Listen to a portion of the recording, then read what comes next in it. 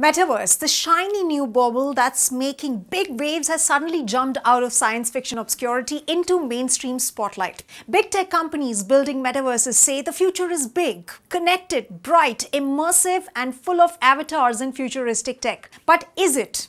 Bells and whistles aside, guys, you should be wary of all the optimism around the metaverse because as a concept, it has the potential to end society as we know it. Moreover, do we really need it like most other things? Let's find out. Gaming company Roblox has digital characters in the nude or wearing bondage outfits or openly having sex. And guys, this is for kids. Also, it's the company that's building its own metaverse. Let me give you another example. Within 60 seconds of joining Meta's Metaverse platform a few days back, a woman claimed she was sexually harassed. Let me give you another scenario. Imagine yourself to be in a game which looks like a replica, a simulated version of the real world. There's no government control on everyday affairs, but only a few people control it. It has its own way of functioning, its own institutions, its own lifestyle, its own money. And since it's just these few companies in control, they know what you shop for, where you go, who you talk to, and where you stay. Even author Neil Stephenson did not have good things to say about the metaverse in 1992 itself. Sounds too dystopian? Well, welcome to the metaverse. You can call me cynical, but remember, this could be the big tobacco moment for big tech giants where they will try and tell you that all is well, that we are progressing, exactly how big tobacco companies in the 90s claimed cigarettes were not dangerous. Like social media, metaverse is going to be the key turning point for societies and humans, and no one is talking about it. So let's understand the basics first. Putting it in plainer language, Metaverse is a gamified simulated world that is a replica of the actual real world. Your virtual 3D avatar mingles with people and lives a make-believe life. It's the next phase of the internet and lets you become part of it instead of just having a 2D experience. And it's more immersive. There could be multiple metaverses and hence there could be multiple metaverse economies. You know, Apple is working on one. You have Facebook that has openly stated its plans for the metaverse. Google too is creating one. Then there's Microsoft, Disney, Walmart. In fact, governments too like South Korea and China and Barbados are dabbling with the concept as well. But why is everyone suddenly interested in the metaverse? Now, Facebook may call the metaverse a nice new happy world because it wants to divert attention from all the regulatory challenges that it's facing along with declining user base and profits. Now, metaverse presents a huge revenue opportunity to have a set of digital clothing, digital avatars that will use gyms, shopping complexes, they'll have virtual land plots, they'll use banks, schools, restaurants, and they'll buy products and services just like we do in the real world. And that's what could make cash registers ringing. After all, it's an $800 billion opportunity for brands, and which is why you suddenly are hearing of metaverse weddings, metaversities, grocery shopping in the metaverse, metaverse concept, and the list is only growing. Because you could live out your fantasies, you could teleport yourself anywhere in the world. You could be any race, any creature of any height you want. And you could be sitting with your family who are miles apart and breaking bread.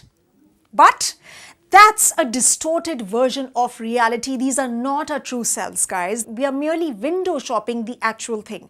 We are already addicted to scrolling our feeds all day long, and there's information overload, anxiety, and which relates to an age-related cognitive decline. So immersing yourself in a world that's not real could actually make you lose touch with what's real. And that could be the cause of so many psychological issues. I mean, even now, you could be feeling low, but you would post a happy, retouched with filter selfie. So how is one to deal with a warped sense of reality where the entire world is just a figment of somebody's imagination? Secondly, public good over profit. Just few weeks before Facebook rebranded itself as Meta, a former employee, also a whistleblower, Frances Horn, said Facebook did little to stop hate and disinformation and polarizing messages. She also revealed how the company knew that it was stoking hate but still chose to consider profits over public good.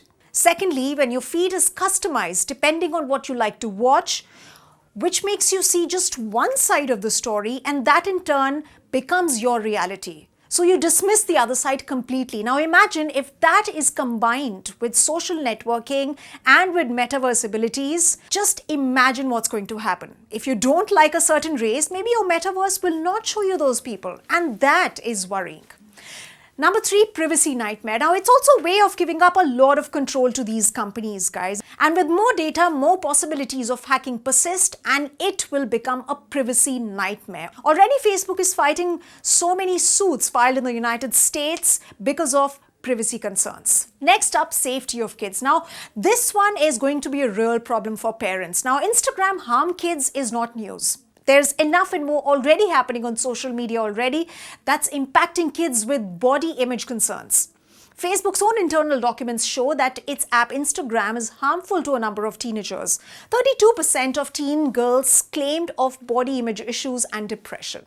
Next up is content moderation. Now, content moderation is going to be another challenge as well. I mean, it still is for social media platforms where rape threats and misogyny is often seen. So who exactly is going to tame the metaverse, which is going to be an entire economy, an entire world in itself? Even if there is moderation, who is to say that moderation will not invade your privacy? Moreover, like deepfakes, misinformation could be more convincing because anyone would be able to replicate your identity. It could even be bots. Few people in control. Now, currently 90% of digital is controlled by a handful of companies where Google, Apple and Facebook actually top the list. So once Metaverse is created, again, these few companies will be in complete control. So guys, mini Metaverse as a concept is already amongst us, but for the Metaverse to reach scale, it's still some time, which basically means that there's still some time before rules can be sorted out, unlike what happened with social media platforms, where platforms came first and laws later. So right now, laws need to catch up with technology. They say the future is exciting, but again, think, is it?